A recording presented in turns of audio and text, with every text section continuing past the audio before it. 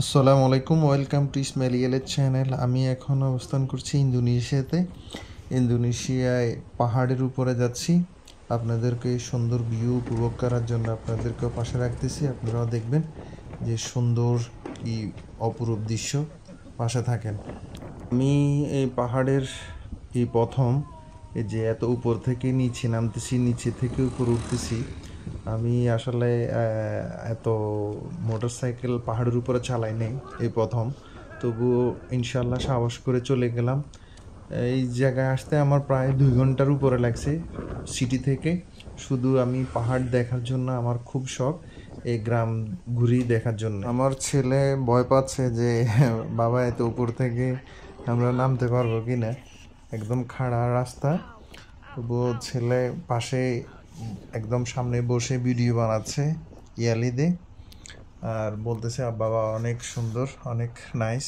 ও আর যায় নাই, যেতবারে আসে আমি ইন্দোনেশিয়া তাকে নিয়ে ঘুরি। অনেক দূরে দূরে চলে যাই, এবারও চলে এসে অনেক দূরে। জায়গাগুলোর আসলে আমি নাম জানি না, তবু আপনাদেরকেও দেখাচ্ছি যে এত সুন্দর রাস্তা, এত সুন্দর পরিবেশ। আপনারাও দেখার জন্য পাশে থাকবেন।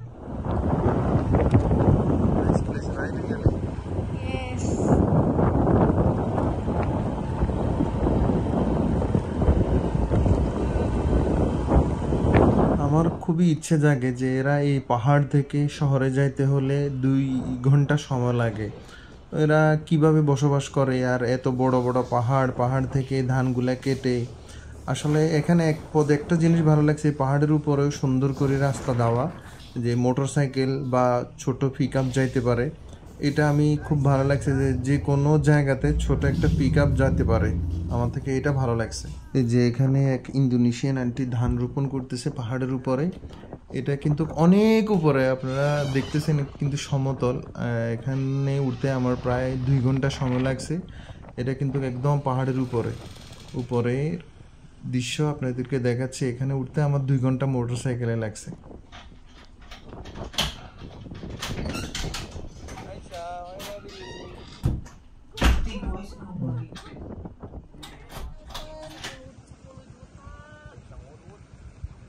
কি বলবো, এত সুন্দর জায়গা আসলে। দেখেন, হ্যাঁ ফিশ মামি, have fish, okay catch fish.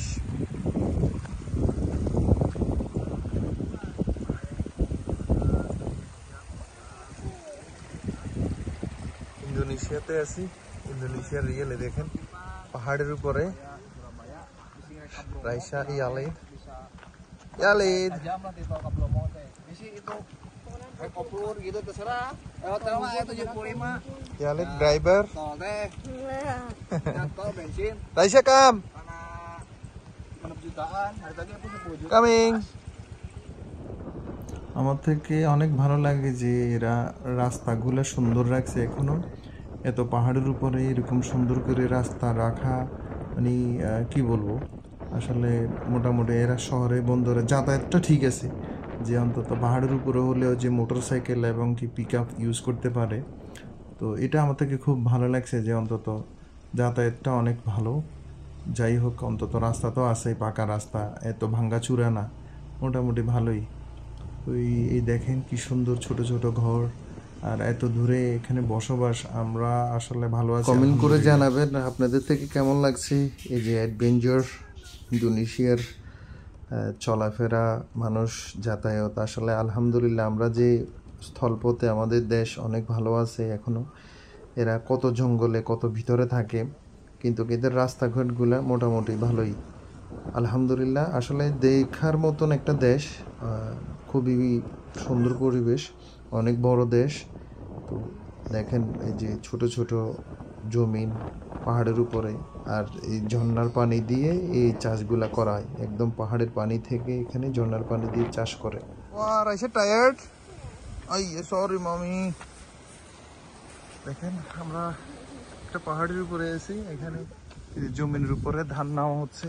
এই ছোট ছোট খণ্ড ধানগুলা এখান থেকে, যে ইন্দোনেশিয়ান মানুষগুলা ধান এখানে কেটে এখানে নিয়ে নিচ্ছে। এই যে খড়গুলাকে তুলিয়ে দিবে এখানে। অনেক সুন্দর পরিবেশ। দেখেন চারিপাশে বিলি অনেক সুন্দর। হ্যালো। আসলে আমাকে ইন্দোনেশিয়ান এই লোকটা কি বলছে আমি বুঝি নাই, আমি এত বুঝি না ইন্দোনেশিয়ান ভাষা।